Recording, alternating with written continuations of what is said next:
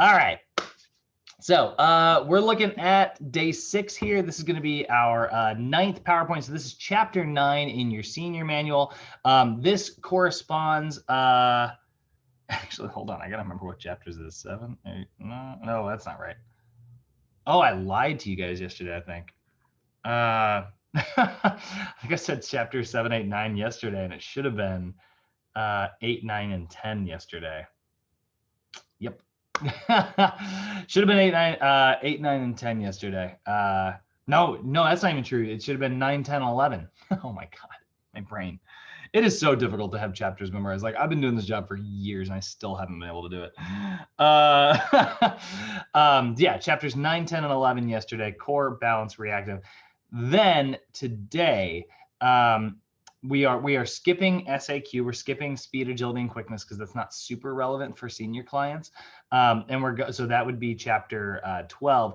Then we're getting into chapter 13 today, which is resistance training in general. Tomorrow, we're going to look at overall program design. So tomorrow we've got big chart day.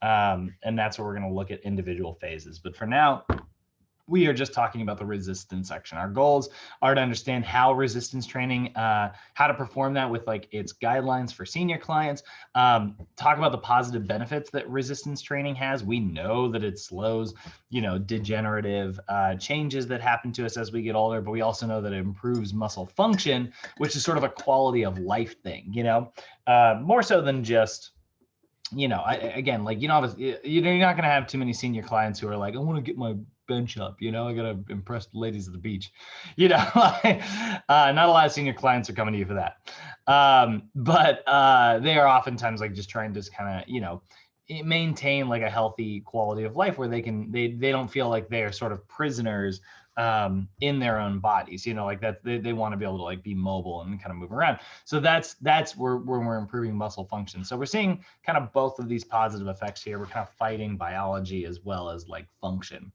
So our goals, we want to understand the rationale for resistance training. I think we already kind of covered that actually a little bit. And understand a safe and progressive movement through the OPT model. So we do want to talk about like each of the individual like levels of the OPT model and talk about how that is progressive.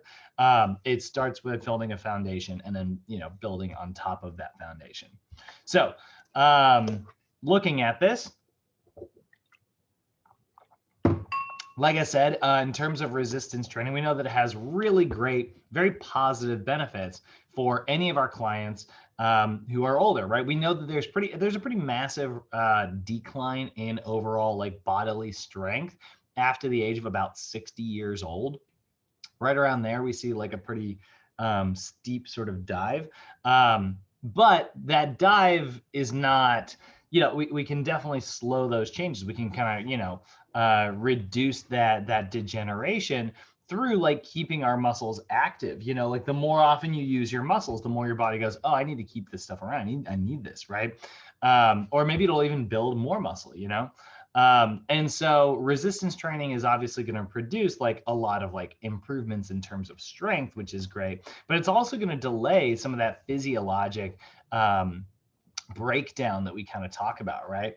And it also enhances physiologically some of the other things that happen in your body, sort of I don't know about by accident, but it's sort of like a byproduct of like what we're doing. Like if our goal is to develop like, strength and our goal is to develop like muscles that can move the right way. Well, guess what? Along with that comes an increased insulin sensitivity.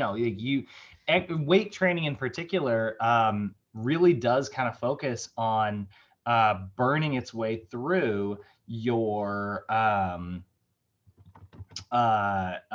anaerobic metabolism, right? And so because it's very anaerobic, you are going to burn through, primarily glycogen as a fuel source. And so since you're burning carbohydrates as a fuel source, guess what? That's increasing your insulin sensitivity because your body's going, oh, okay, great. Well, we need to, we're going to use that insulin to restore all the glycogen that we just tapped out from. It also has really positive effects on your bone density by working your muscles. You're flexing your bones at the same time, creating little bits of like torsion and bending, right? And so that increases bone density, which is great. It also does burn lots of calories. So it is going to result in like a body fat reduction, which can be handy because that can also kind of fight off that insulin sensitivity or like coronary heart disease. And it can even increase your metabolism, just the overall calories that you burn every day. So, that's going to allow, it's going to make it a lot easier for your client to remain in like a calorie, balance, which is really what we're all trying to maintain, you're in a calorie deficit, you're going to be losing weight. You're in a calorie surplus, you're going to be gaining weight, So that is sort of what we're looking for in terms of like resistance training. So now we got to kind of talk about like what some of these adaptations are actually going to be, because your body is incredible, guys. It is absolutely amazing at adapting to stuff. And I know I say this all the time, but literally like my favorite phrase in the world is form follows function. I freaking love this. If I were ever to get a tattoo, this is what I would get a tattoo of. This is like the phrase that I would get. And what this means, you can see here, it's a design principle when it comes to like architecture and stuff. It's the example that they're using here. That's where the phrase was kind of initially, sort of like used and stuff. And it was like, you shouldn't make a building that looks a certain way unless you want it to act a certain way. You know what I mean? Like when you go into like those big fancy banks, a lot of times they'll have like these pillars that kind of separate things out. And that actually kind of automatically puts you in line at the teller stations, It's designed to kind of flow you through. You look at a grocery store, right? All of the food that is more likely to expire really quickly is along the outside perimeter of the store because they can keep the temperature cooler towards the outside of the store and then keep the temperature in the center. They don't have to spend as much money, heating the entire store like across the way, right? They can just, cool down the perimeter. They don't have to spend as much money on heating. Bet you didn't know that's why grocery stores set that up that way. So the idea there is like, they designed the form of something because they want it to function a certain way. So if something needs to act a certain way, you need to design it that way, right? Really quickly, this is totally not, this is brownie points, not official extra credit. But if anybody wants to like watch one of my favorite videos, get on YouTube and type in Norman doors. There's a really super fascinating episode of Vox. It's about 5 minutes long. And it is all about this guy right here. His name's Don Norman. And he was one of the original designers at Apple. This is the guy that's responsible for the clicking sound that you hear when you're using your iPad, like when you would like click and it would like make like a click sound. That was this guy's idea. And it's so funny because like he talks about the idea of like Norman doors, which is sort of the opposite of like what this guy is. This guy's all about like, intelligent design, designing things in such a way that they make sense. Their form follows their function. And how many times have you guys seen something like this where, you have to label a door that says pull? How many times, I'm sure everybody on this call, how many times have you tried to like go through a door and it has a very clear handle that obviously looks like you should pull it, and you go to pull it, and then all of a sudden it's locked and you're like, what? And it's a push. And you're like, that makes no sense, right? Like, and you might forget over and over and over again. This could be a door that you've gone through a million times, right? So this guy's belief is that is not your fault. That is a poorly designed door. The design of the door should look in such a way that it sort of lends to the idea of like its function, right? So form follows function. Absolutely could talk about this all freaking day, and I already kind of am launching into it a little bit. So we're gonna kind of move on, but look up Norman doors. It's a super fascinating video, and it will honestly, like, that concept has made my life better in so many different ways. Because if I just keep that in mind all the time, if I'm just like, if I want something to be a certain way, I need to shape the things around me to be that way, right? That's why I always talk about like clients who are like, really struggling with their weight loss, right? sometimes people misinterpret this as like being kind of harsh or over the top or something, but like when someone is overweight, one of the things one of the first things they have to accept is the fact that like your life was designed perfectly to make you overweight. Now, I'm not saying that like purposefully designed your life that way. I'm not saying that you're lazy at all. I'm not saying that like you made poor choices at all. I'm not saying any of that. But what I am saying is that right now your life is constructed perfectly to make your body shaped the way it is, or your life is perfectly shaped for you to make as much money as you are right now. Whatever point of life you are in, your life is shaped in such a way that it's kind of led you here, right? If you want things to be different, you need to change the shape, right? You need to change like the things that you do. Now, again, you could be stuck with some parts that you can't change. Like maybe you have a bum metabolism. You have a thyroid that moves slower than everyone else's. That's a bummer, right? But it doesn't mean that you can't like change other things that could, still have like the same positive effects that you want to have. You just have to shape it that way. So we need to be very specific about how we go about shaping things for our clients. We need to pick the right types of exercise that are related to what our client is doing. I can't tell you how often people are like, I work out all the time and like, I'm just not seeing results and stuff. And it's like, well, going to the gym and doing, just general exercise gets you general results. You're really just getting a calorie burn at the end of the day. If your goal is to improve, let's say your ability to do pull-ups, well, then you shouldn't be going to the gym to do seated rows. You should be doing push-ups, right? You should be doing pull-ups, right? You need to do the things that are related specifically to what it is you're talking about. So that's what we're talking about, this idea of adaptation. Your body will only adapt to the things that you expose it to. It will adapt to whatever type of stress you place on the body, right? That's how you're going to get that stress. You're not going to get it any other way, right?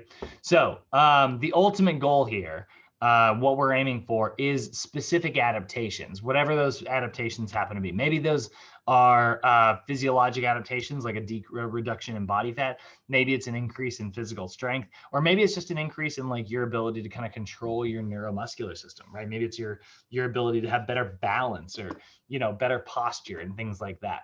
Whatever those adaptations are, you need to make sure that your workouts are Don Norman style designed to actually reflect the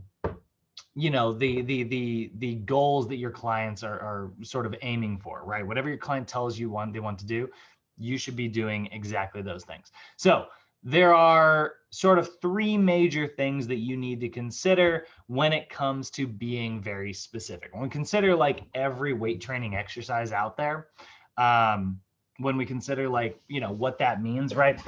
We sort of have three parts to it in terms of like how we gain strength. There's going to be what we call mechanical specificity, which is like the weights and, whatever movement you're doing. So like, heavy leg stuff or light shoulder stuff, right? Those are sort of the mechanical parts of things. But then there's also like neuromuscular parts of it, right? Like how's your body adapting? And that's the speed of things, right? Are you learning how to move your muscles really quickly? Or are you teaching them how to like stabilize over long durations, right? And this is where, when you're picking the right exercises, you need to pick the right types, right? You shouldn't be doing unstable exercises explosively. That's very dangerous, right? You should be doing very stable exercises explosively, and you should be doing very unstable exercises very slowly. So that is the speed of contraction, your exercise selection. So there's a difference between like a medicine ball chest pass, which is explosive, and like a very slow hand on a medicine ball, push-up that you're trying to do, right? As it's sort of wiggling as you're going down. And then there's the metabolic specificity, which is like your energy demand. Are you doing high repetitions and low rest? Or are you doing low repetitions with really long rest, right? So these are sort of the three main areas and that you kind of need to always consider, because your body is going to adapt to those individual things. So the principle here what we're referring to is there's sort of there's a name for this whole principle, and we call it the principle of specificity, right? And what that stands for is it means that the body will adapt specifically to whatever demand you place upon it, right? So I always like, it's always just such an easy example to use, but if you think about your bank account, right? If you want your bank account to grow, you need to deposit more money in than you are, spending out, right? That's all you have to do. That's exactly what it leads to. Now, obviously, that's easier said than done sometimes, because your life might be designed a certain way that costs a lot of money, right? But like we know that, like what we just said is that's capital T true, so your bank account will adapt to whatever type of actions you are taking when it comes to like depositing money and stuff. Well, your body's very similar, right? If your goal is to increase your endurance, your body's not going to adapt to that if you're doing sprints. Sprinting will not help with your endurance, right? Those are two totally different things, right? That's like trying to make apple juice with oranges. Like you're using the wrong tool. So your body will only adapt to whatever specific types of demands you place upon it, right? And so we call this sometimes the SAID principle, SAID. It stands for specific adaptations to the imposed demands. Your body will adapt to whatever type of stress you put on it.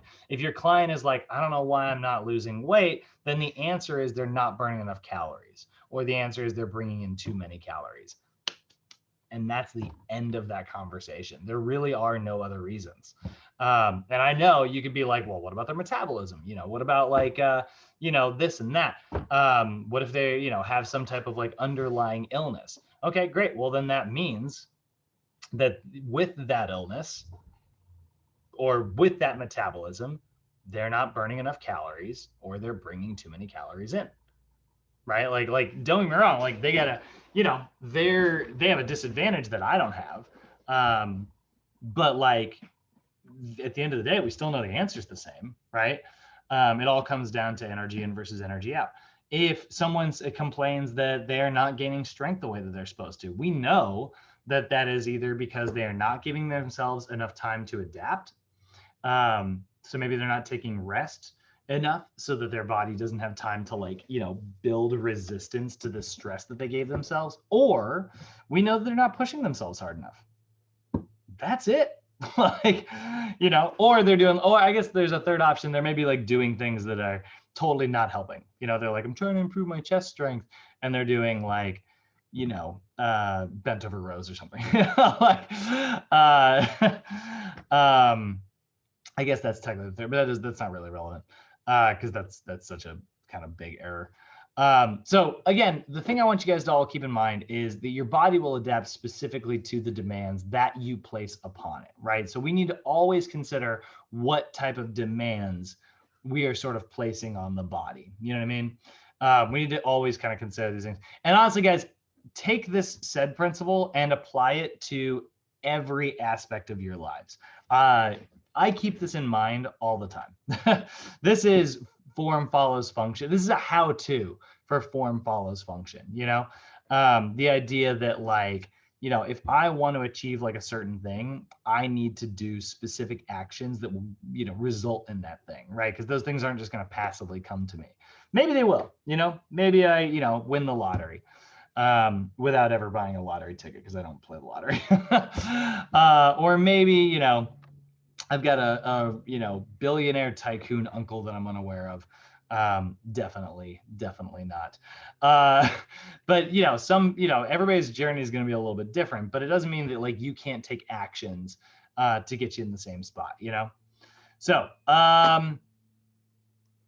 that's my soapbox for the day. That's my my grandstanding sort of Tony Robbins speech for the day. Let's take a look at the different types of specificity. So now let's understand that, like, we've been talking a little bit about rules until now, right? We talked about how if your client's in stabilization, you should pick unstable exercises.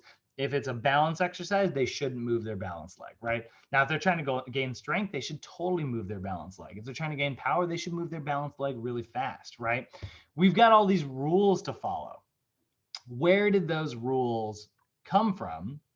Well, what's nice about this is I could just ask you, I could just teach you these principles here and teach you all about like form follows function. And then, you know, you could just go out there and write a program for somebody, you know, oops, that's the wrong folder. You could just write a program for somebody like, all right, well, my client's goal is to, you know, lose weight, right? And so you could just do like SMR exercises and then follow that up with, I don't know, we could do some active isolated stretches, right? If you wanted to, if that happens to be like effective for your client, but you'd have to consider, be like, all right, well, what do I know about active isolated stretches? I know that, you know, they aren't quite as effective at improving joint range of motion as static stretches are, but they are not going to have the negative effects. So then you'd have to ask yourself, okay, well, am I lifting heavy with this person? Yes, I am. Okay, since I'm lifting heavy, I'm going to do active isolated stretches. So you'd have to like consider all those things and then come to your conclusion, right?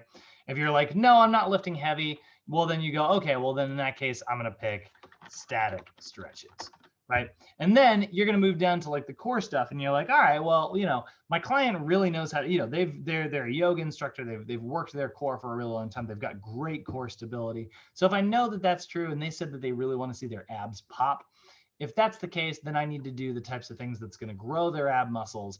I should probably do something that moves the spine through a full range of motion. So a good exercise may be like a sit-up or a, you know, a long lever crunch, right? And then this person has really good balance. So since they have really good balance, well, you know, what I'm going to do is I'm going to move, you know, I'm going to put them on like a single leg exercise. I'm going to make that leg move through its full range of motion. So that probably like a squat, single leg squat touchdown. So you see what we're doing? You see what I'm doing in this example here? Like I'm taking each individual exercise and I'm taking like all this time to think about specifically like what my client's goals are, who my client is, you know, how I want their body to adapt to things, right? I said, oh, they're lifting heavy, I shouldn't do static stretches, right? I should do active stretches. Or I said, oh, they don't have good core stabilization, I'm going to focus on the type of exercise that don't move the spine for now, right? So you could do that. And honestly, you should still be doing a little bit of that constantly whenever you're designing program design. But you know what's really nice about NASM? They have done all of that work for you. They created the OPT model. And this model does all of that work, all of that physiology stuff that you would have to consider. It does all the work for you. If your client is in this phase of training, you just stay and follow all of these rules. You pick these exercises. You didn't have to go, all right, I need to not move my core. So what do I got? What exercises don't move my core? I got the plank. I've got like the McGill side planks, bird dogs, floor bridges, prone cobras, marching, dead bugs, right? Like you could consider all those things. Or you could say, hey, it's my first phase of training. I'm going to focus on building a foundation. I'm going to start by not moving the core. That's going to be a core stabilization exercise. And you can literally flip to the core stabilization exercises pages in your book and pick one out. Awesome. It is the paint by numbers of program design, right? You guys know paint by numbers, right? You put blue in number 14, you put green in number 12. You know, like you're just going to be following the instruction. It does all the work for you. So I do want to teach you these three principles. Like, how did NASM come up with all of these rules? Well, they did a very in-depth understanding of the principle of specificity. They wrote rules where each level has very specific, very different adaptations. That makes sense, guys? See what I'm saying there? Everybody following so far? Yes, I'm here. So the first thing we're going to look at is the idea of mechanical specificity, right? So mechanical specificity is going to be the weights and the movements that are placed on the body, right? So when we're talking about the idea of the weights, that's going to result in different types of strength, whether you are, developing like maximum amounts of strength, or maybe you're developing like minimal amounts of strength, but you're really kind of focused on the idea of like endurance instead, right? So the weights and the movements placed on the body, this is going to be your exercise intensity. And it's also going to be the choices of exercises that you are focused on, right? So if your goal is to develop muscular endurance, you should be picking light weights and high endurance type exercises, right? Endurance type exercises are probably like full body exercises, probably compound movements, right? Maybe like a ball, squat, curl to press. That's a really great way to really focus on endurance because you're working a lot of muscle simultaneously, right? And you're probably going to lift with light weights so that you can do a lot of repetitions. Although repetitions is going to be metabolic. We'll get to that in a second. So in order to develop endurance, light weights, endurance type activities, right? And probably you're going to do a ball squat curl to press because the ball is like slightly unstable, which makes you have to like even, focus more on endurance because you're using your muscles. They never really get a break. They never get to a position where it's like, oh, I can just rest in this position, right? We're keeping it very specific the whole time. So if your goal is to develop muscular strength, that's a totally different goal, right? You need to lift with heavy weights, right? And you need to choose high strength style activities, movements that, if your goal is like chest strength, you need to pick a chest exercise where you can really load the weight on. Push-ups are not going to cut it, but a bench press would be perfect, right? So that's mechanical specificity, right? And that's how we ended up with, don't move the balance leg, move the balance leg, move the balance leg rapidly, right? This is how we ended up with different versions of exercises. Then we've got neuromuscular specificity. Neuromuscular, and all of this is part of the SAID principle, right? These are the three sort of main components of those specific adaptations to imposed demands. These are the imposed demands, right?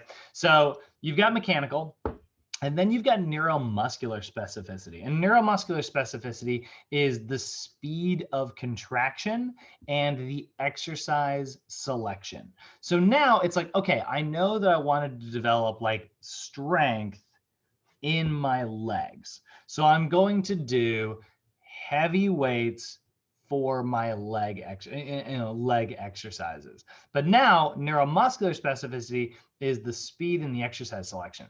So if your goal is to develop strength, well, neuromuscularly, you should be in a very stable environment. So you don't have to focus on like maintaining your balance. You can just focus on recruiting those muscles with your strength, right? That's going to be the goal here. So in order to develop muscular strength, you need to focus on, again, heavy weights mechanically, leg exercises mechanically, and then neuromuscularly, you need to go, okay, well, I'm going to pick a very stable leg exercise, and I'm going to lift as fast as I can because strength, is related to how much power I'm generating. So if I can try to move very quickly and explosively through this movement, that's going to make me only going to make me stronger, right? So if that's your goal, great. You need to pick something that's very stable, maybe like a barbell squat, and you need to make sure that your reps are relatively fast moving, right? You need to make sure that your reps are moving pretty quick. You should be moving through that range of motion. Don't pause at the bottom, right? That's how we're going to gain maximal strength. So, in order to develop stability, you should choose a slow repetition tempo. So that's neuromuscular, is the speed of contraction. And the exercises should be performed in an unstable environment, right? So again, this is where you're going to choose like, okay, well, I'm going to do a single leg biceps curl instead of a regular bicep curl, right? If your goal is to develop power, well, you want to choose explosive repetition tempos, and you want to go with a stable environment because, it's a safety issue. And also, like, you don't want to be focused on stability when you're trying to, move explosively. So it really goes both ways. Then we've got metabolic specificity. And metabolic specificity is the energy demand placed on the body. So this is depending on like, okay, well, which energy system am I going to target? And Bay, this is going to be slightly new info for you. We haven't really gone over energy systems yet. We're going to do that in a little while. So don't worry, you won't be tested on this or anything. But we do have like our different parts of our metabolism. Yeah. What's that? Sorry. Did you have a question? Oh, okay. I said okay. Okay. Actually, you know what? No, what I need is the bioenergetic continuum. So we got to talk about what we call the bioenergetic continuum, and it's like where your energy demand is coming from, right? Are you using your phosphagen system? Are you using your glycolysis? Or are you using like mitochondria, aerobic metabolism? Are you in the ATP-PC system, the glycolysis, or are you in, your long duration cardio aerobic energy system? It depends. It depends on like how you decide to choose. That's what we are looking for with metabolic specificity. If my goal is to burn a lot of calories, well, we know that, these two are going to be burning way more calories than this one, right? If my goal is to make sure that like I can lift really heavy, well, then I'm going to use my explosive energy system, this phosphagen system right here.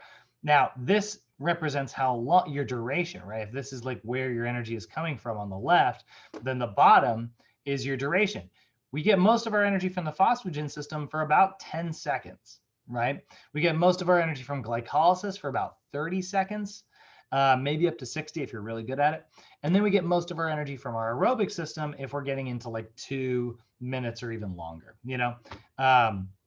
So if my goal is to burn a lot of calories consistently, well, then I want to do something where I can move for a really long duration. So in order to develop cardiorespiratory endurance, I want to perform long bouts of exercise, and I want to take minimal amounts of rest. That's going to keep my calorie burn high. So I'm really doing like low intensity, but I'm doing really long duration, and I'm not taking a lot of rest. Metabolically, that's going to help me build endurance. Now, if my goal is to build like explosiveness, or like power or maximal strength, well, then the exact opposite is true. I need to make sure that I'm taking lots of rest, because I don't care how many calories I'm burning in this workout. I care about like how much, force I can generate over the course of the workout. I'm trying to improve my force production, right? So I'm going to take really long bouts of rest, and I'm going to focus on, really short durations of exercise. When you look at like, pro NFL players like working out. I don't even know how I'm gonna Google it. When you look at like an NFL player like working out, they don't train, for the entire hour explosively. That would be crazy. That wouldn't help them build massive strength. What they do is they'll do like, all right, you're gonna do a 40-yard sprint. And then 40 yards is not that long, let's see here, 40-yard sprint. We'll say workout. We're gonna pick literally the first one. 6 exercises to help with your 40-yard dash. These are exercise techniques and stuff. This is a super not helpful workout. Didn't say anything about rest periods, which is literally what I'm here for. Cool workout. That's not actually a workout. That is simply the exercises you are choosing. All right, we'll say rest periods. Up with the rest period. Oh, look at this. Here is a NSCA workout, right? So you can see here, if they're focusing on like their acceleration drills, they're going to sprint 20 meters. That is almost half the distance of 40 yards. That's going to take them what? 5-6 seconds, right? And then they are taking 3 minutes of rest. So they're working out for 6 seconds, maybe at the very most. And it shouldn't even be that. It should be like 3 seconds, right? They're working out for like 3 seconds, and then they're taking 3 minutes of rest, right? Oh, 3.08 seconds. You can actually see it right here. So that's funny, right? Here's a 30 meter. So their seconds, when they went up by 1 second, they went up by 2 minutes of rest, right? So you can tell this is a sprinter's routine, right? This is a sprinter who is trying to improve their explosiveness. They need lots of rest in between rounds, because if you don't give them enough rest, they can't work hard in the next round. Therefore, they didn't train as explosively as possible. So that's why rest periods are probably one of the most important things that we need to consider. They determine how much energy is in the tank for your next exercise, you know? So those are our 3 pieces of specificity. That's the SAID principle, right? And it's got these 3 aspects. You need to always consider the weights and what exercise and what body part you're targeting. Then you need to consider how fast you are moving that weight, and what the what type of exercise it is, whether it's stable or unstable. Then you need to choose how many repetitions you're doing, and how many sets. And then you also need to choose whether or not your tempo is really, really, really, really, really explosive. And that's where we really kind of dive into this idea of all of the acute variables. When we look at all of our acute variables here, right? We can see we've got sets, reps, both of those things, right? That's your metabolic specificity. We've got tempo, which is your neuromuscular specificity. We've got intensity, what percentage of your 1 rep max, that's your mechanical specificity. And we got 0 to 60 seconds rest, which is again, metabolic specificity, right? So metabolic, neuromuscular, and mechanical. Meanwhile, we're also choosing resistance, which type of exercises, that's neuromuscular specificity as well. So we're going to spend most of our time today talking about neuromuscular specificity. We're not getting into all of the individual reps or sets or anything like that. We are really just going to spend most of our time talking about which exercises to choose today. So we are primarily looking at exercise selection today. We're staying in the levels, right? And that's what the levels are for. The levels are literally all about exercise selection, right? Stabilization is about stabilization style exercises, strength exercises, power exercises. The phases are what determine your mechanical and your metabolic specificities. The phases are where we get into the other parts of things. But for now, we're just going to look at neuromuscular stuff. So if your client is in level 1, that is the stabilization phase, right? Well, then they are going to choose stabilization style exercises. So until, yesterday we were talking about how it's like core stabilization, balance stabilization, right? Today, it's the specific body part that you're training. So that's either going to be a total body exercise, so total body stabilization, chest stabilization, back stabilization, shoulders, arms, and legs. So we kind of got like 7 different spots here, right? We've got total body, chest, back, shoulders, biceps, triceps, and legs. And those are sort of all the individual pieces, right? So again, if you guys look in your textbook, you will find these charts, right? You will find, well, you're not going to find these charts in your textbook, but you'll find all these pages. And if you scroll down, we've got total body exercises, we've got chest exercises, back, shoulders, biceps, triceps, and legs, right? And this is the stabilization checklist. This is the power checklist. This is the strength checklist. You got different checklists. My recommendation for you guys is to go through all of these and get super familiar with how to do these exercises. Get super familiar with their names. It'll only help you when you get into the real world, So if I wanted to choose like a total body stabilization exercise, I'd close that. I'd open up my stabilization list.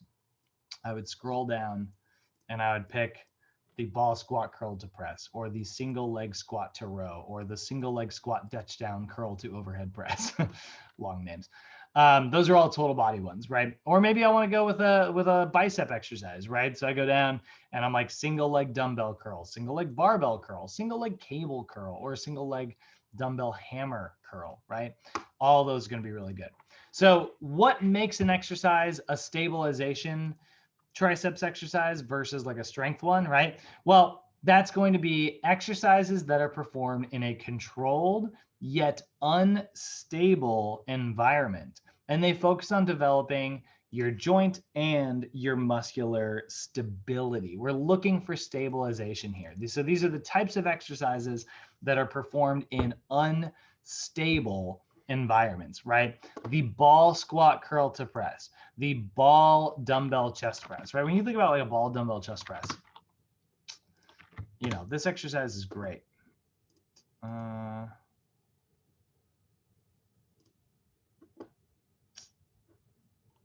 You know what? I don't know why I even try. Awesome.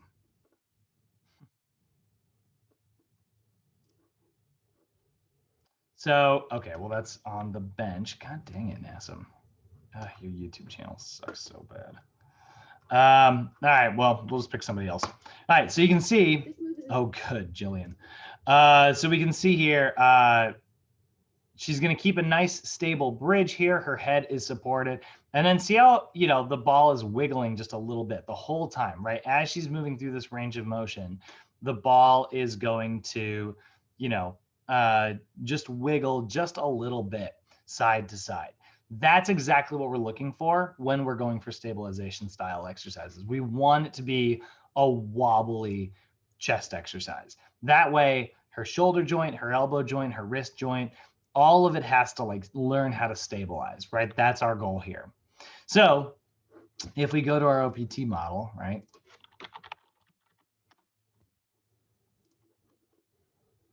Sort of open this up again. We go back here.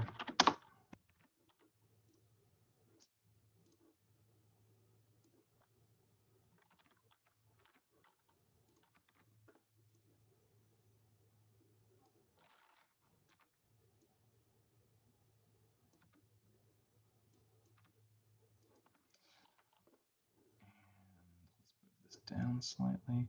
All right, so here's our OPT model, right? So if we have a client who is in the stabilization level,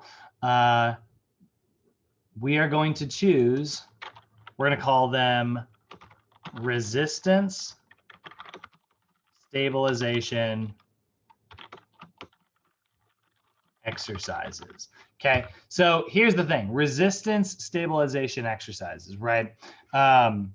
There's a lot of them. There's your chest stabilization, back stabilization, shoulder, you know, all of those are different pieces, right? So what these are resistance exercises that are performed, in a slow and unstable environment that focus on developing muscular and joint stabilization. Okay, so that's our goal here. We're really trying to develop, you know, muscular and joint stabilization. So resistance, guys, is just a placeholder. It would either be back stabilization, chest stabilization, total body stabilization, right? It's just a placeholder. The word resistance is just there in the way for depending on what it is you're doing. If you're doing leg day, great, leg stabilization. If you're doing shoulder day, great, shoulder stabilization, right? So here are some examples, right? We got the ball squat curl to press. We got the ball dumbbell chest press, standing cable row, which is very unstable because it's using a cable machine, single leg dumbbell scaption versus, you know, maybe normal scaption, single leg curls, right? All the unstable versions of things.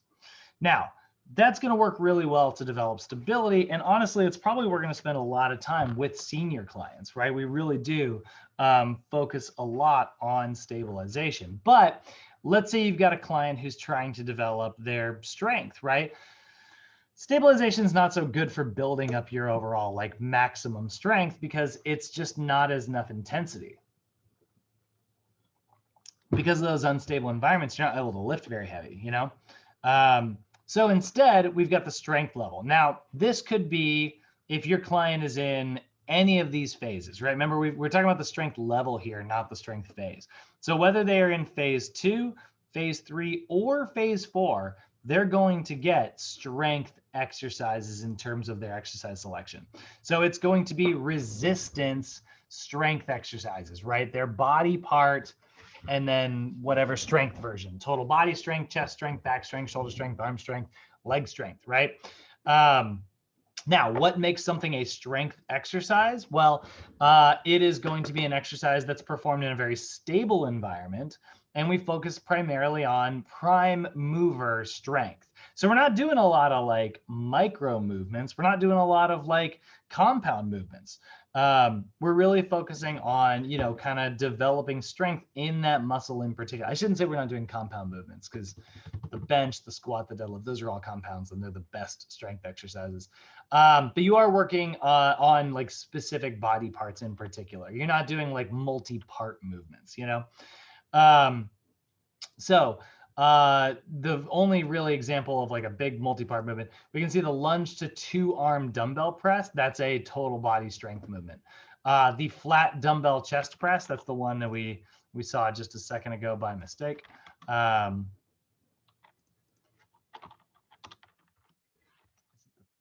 This, right? This exercise is great, but it's very stable. So if you started, you know, if I'm trying to teach somebody how to bench chest press for the first time ever, I'm probably going to start them on the ball. That's going to develop a good foundation. And once they can do the ball really, really well, I know that I can make them lift really heavy in a much more stable environment. Once I move to stability, they'll be, you know, they'll have a much easier time. So seated cable row, right? You're seated, so you're very stable. Seated dumbbell shoulder press, you're seated, so you're very stable. Seated 2-arm bicep curl, you're, again, stable. All of those are examples of strength exercises. So these are going to be, for clients in the strength level, you are going to do resistance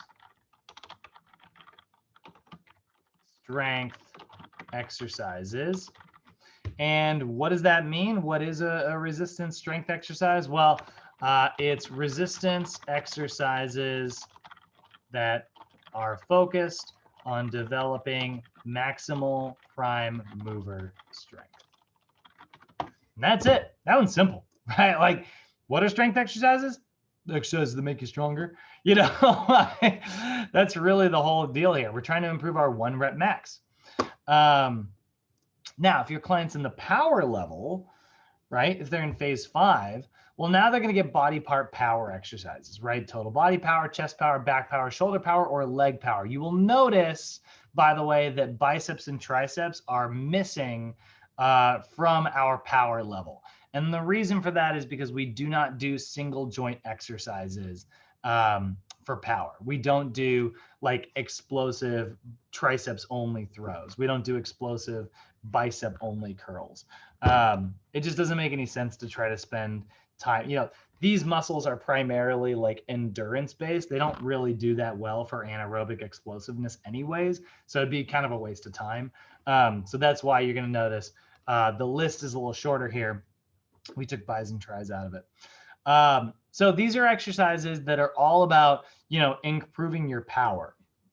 And that's going to be, you know, your force times velocity. So we want to be explosive here, right? We're going to pick explosive movements that are going to produce the greatest amount of force in the shortest possible time, right? So again, if our client is here, right, they're going to get resistance power exercises. So resistance power exercises, which are explosive movements. It's going to drive me crazy. Explosive movements designed to produce the greatest amount of force in the shortest possible time, right? That's really our goal here. We're going for, you know, oh, shit. Oh, no. I got to type the whole thing again. The greatest amount of force, shortest possible time.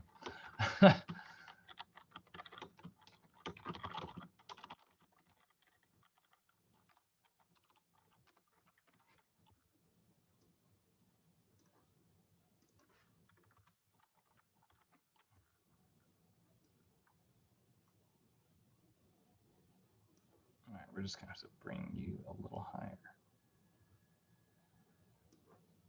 So that's what that's going to look like. And that is sort of our guide to resistance training, right? So now we've talked about core, we've talked about balance, and we've talked about resistance. And we've got all of our exercise selections out of the way. Now we know exactly what we're supposed to pick in terms of our exercise categories. Now, we haven't spent too much time on sets and reps. That's where tomorrow's lesson is going to come in. We are going to be looking at acute variables, right? So for the stabilization level, your acute variables, for the most part, you're going to focus on anywhere from 1 to 3 sets, 12 to 20 repetitions at an intensity of about 50 to 70%. So again, NASM has done all of the work for you in terms of considering metabolic, neuromuscular, and mechanical specificity, right? You can see the stabilization level exercises, that was neuromuscular specificity. The repetition tempo at a slow tempo, that was also neuromuscular specificity. But then we looked at metabolic specificity. You know, that's your sets and reps, that's your training volume, and also your rest period. And then in terms of your intensity, that's your mechanical specificity. Now, the only thing that's technically missing from this list is the other piece to mechanical specificity, which is the body part that you are training.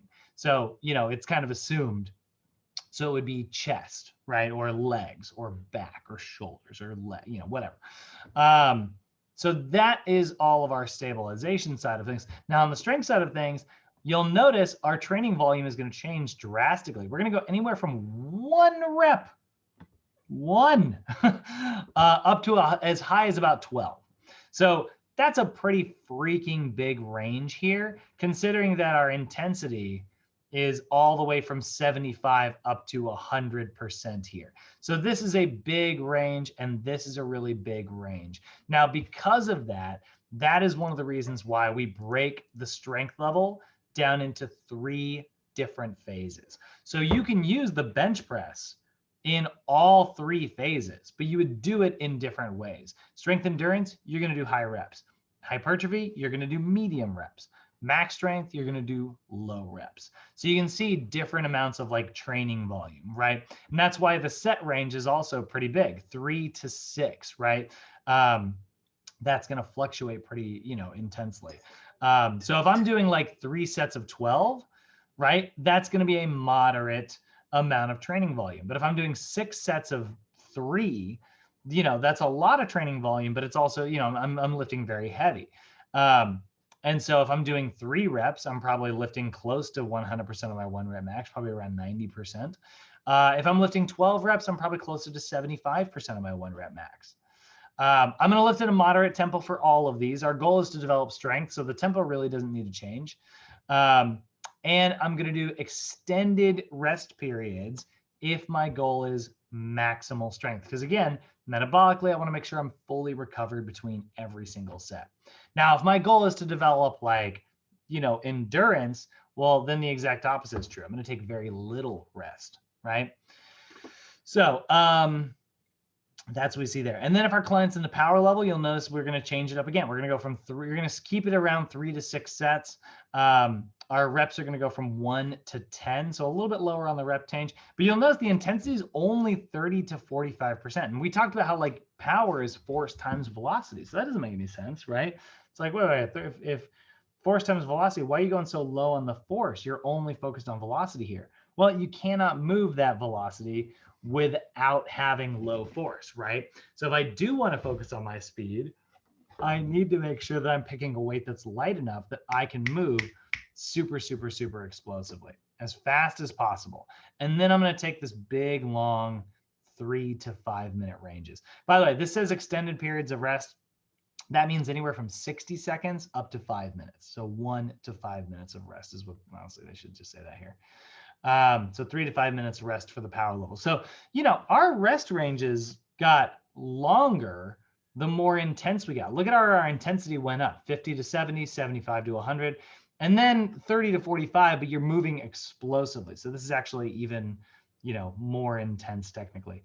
So, you know, That's making sure that we are training in that anaerobic energy system. Or up here, we're training in the aerobic energy system.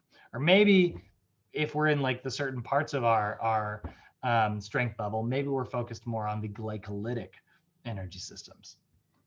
So safety guidelines, when appropriate, always make sure that your client is wearing the right type of clothing. You don't want their track suit to get caught on some type of machine that you might be using.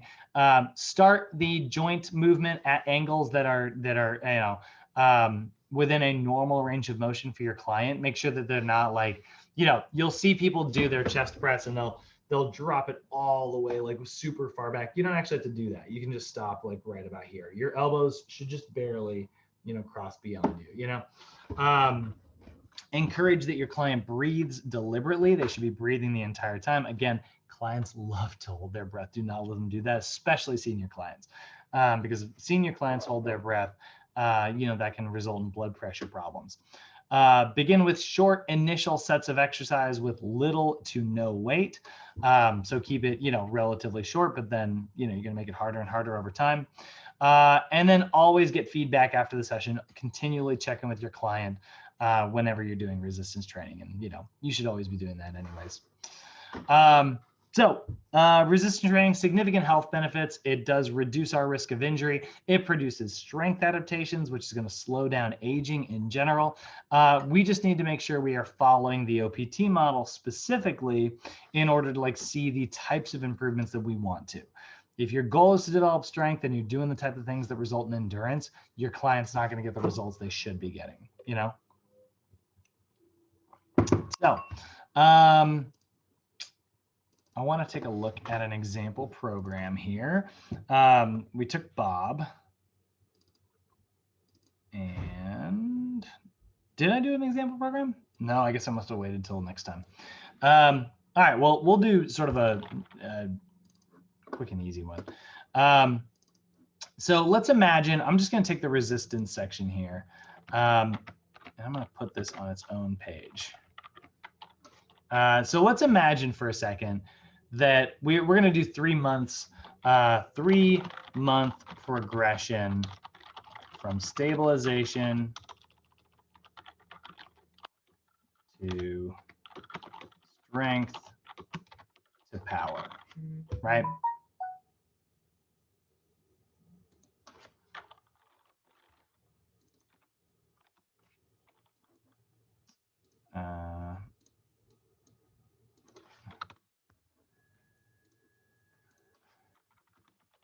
Okay, so we're going to move through a 3-month progression here. Stabilization into strength into power. So if we look here, we can see here's our first resistance. So this is going to be for stabilization, right? So in terms of exercise selection, I am going to focus on picking stabilization style exercises. So let's just say, for the sake of argument, I'm just going to go with a chest exercise, a leg exercise, and a back exercise. We're going to keep it kind of simple. So I would go with a stability ball chest press. That's a great chest stabilization exercise.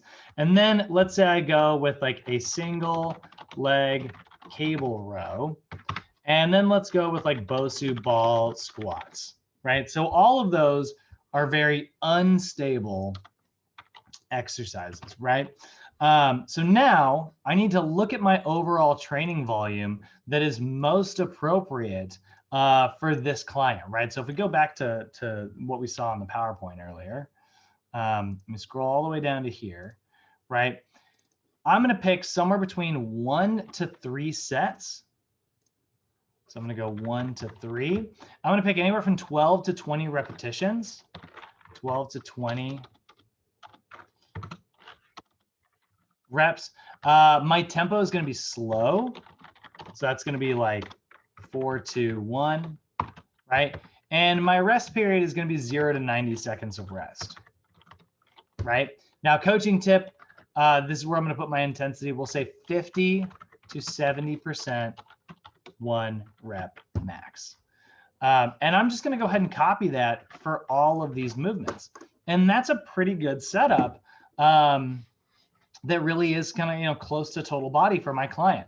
So that's really good for my first month, but the next month, that's not going to make any sense anymore. Now I'm going to work on strength, right? So if my client's in the strength level, the stability ball chest press isn't a good option, because neuromuscularly, if my goal is strength, I want to make sure I'm stable so I can lift heavy. If I go neuromuscularly unstable and I try to lift heavy, I'm going to lose intensity, which means my mechanical specificity is going to get screwed, right? So instead, I'm going to do a bench press, right? And instead of the single leg cable row, I'm going to do the bent over barbell row. And so Bosu ball squats, I'm going to do a barbell squat, right? All very, very, very stable exercises. Now, in terms of my sets, I'm going to do anywhere from 3 to 6 sets. For my reps, I'm going to do anywhere from 1 to 12. For my tempo, I'm going to lift at a medium to fast tempo. So anywhere from medium to fast actually is gonna work really well. And then my rest period, this is gonna be anywhere from, it says extended rest here, that's anywhere from 1 to 5 minutes. Okay. Coaching tip, anywhere from 75 to 100% 1 RM. Okay. And we'll just go ahead and copy that for all of these. And there's my strength sort of general rules here. When I say medium to tempo, up to fast tempo, that could be anywhere from 202 up to XXX. That's the fast one. But we'll just leave it at medium to fast. Now, let's say our client is in the power level. So, you know, another 30 days later. Well, now we're going to progress. Instead of doing a bench press, we're going to do a medicine. Actually, we'll do a clapping push up, right? Instead of a bent over barbell row, we can do a medicine ball slam. And instead of a barbell squat, we can do squat jumps, or we'll do box jumps. Box jumps are everybody's favorite. Sets are also going to be 3 to 6. Reps are going to be 1 to 10. Tempo is going to be explosive, or we can think of that as XXX.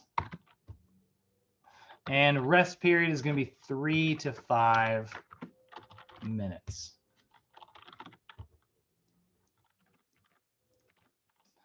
Coaching tip, anywhere from 30 to 45% body weight, or, and this is not listed on the PowerPoint here, or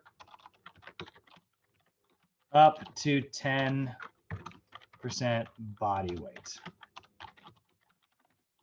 Okay, you've got options there. If you're choosing to do a body weight version, like in the clapping push-up, then you would make things harder by making them have to like jump higher and higher and higher. Box jumps, you know, you would keep it at body weight, and then you would make it harder by, you know, raising the box up. So there's 2 ways to make things harder in power. You can make it a little heavier, you know, 30 to 40%, or you can make your client be more explosive and jump higher.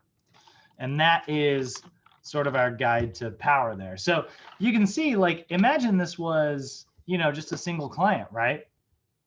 Well, now you've got like a pretty good way to work for like your first month, your second month, and your third month. And you can just cycle through this over and over and over again. And there's like different versions of strength. There's, you know, there's wide ranges within all of this. And that's where we're going to kind of get into tomorrow. Tomorrow, we're going to be looking at each of our individual phases. And we're going to be looking at how there's a difference between, you know, strength endurance, hypertrophy, maximum strength, right? And we're really going to kind of break those down individually. But for now, that's actually all I have got for you guys today. Oops, cancel, save that as. Does anyone have any questions today? No. No, bro. I'm good. I'm good. Everybody feeling good? All right, guys. Well, in that case, everybody dive into chapter 13 of your regular NASM textbook today, or chapter 9 here in the senior manual for the abridged version. I do really, really, really recommend reading chapter 13 though. That chapter is absolutely awesome. It's probably the best chapter in your whole textbook. Your regular NASM textbook, that is. So get the thick one out today, guys. And there will be homework. Number 3 is going to go up on Canvas here in a little bit. And yeah, that's about all I got for you. All right, guys. I'll see everybody tomorrow.